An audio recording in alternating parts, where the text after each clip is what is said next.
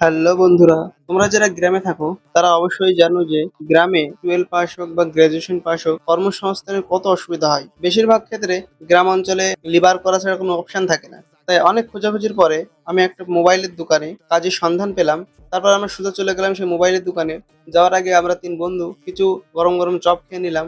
আমাদের ভাগ্যটা এত ভালো যে আমরা প্রথমে যাওয়ার পরে কোনো দোকানের চপই পাই না, কিছু দোকান বন্ধ থাকে, কিছু দোকানের চপ শেষ হয়ে যায়, তারা নতুন করে চপ আবার ভাজতে থাকে। অবশেষে আমরা একটা দোকান থেকে কিছু ডাল বড়া, পেঁয়াজে বেগুনি চপ খেয়ে নিলাম। তারপর আমরা সোজা চলে গেলাম সেই দোকানে, যে দোকানের উদ্দেশ্যে আমরা এসেছি। দোকানে যাওয়ার পরে দোকানদারের কাছ থেকে আমি সমস্ত রিকোয়ারমেন্ট শুনলাম। দোকানদার আমাকে সবকিছু বুঝিয়ে বলল কমপক্ষে 12 পাস এবং 18 বছর বয়স হওয়া লাগবে, ক্যান্ডিডেটকে 2 থেকে 3 মাস ট্রেনিং দেওয়া হবে ভিভো কোম্পানির তরফ থেকে। তার টার্গেট থাকবে কমসে কম 6 থেকে 7টা মোবাইল সেল করা প্রত্যেক মাসে। তার স্যালারি থাকবে 10,000। এই সবকিছু শোনার পরে এবং মোবাইল দোকানদারের সাথে আমি ডিল ফাইনাল করে মাঠের রাস্তা দিয়ে রাত্রে বাড়ি চলে আসলাম।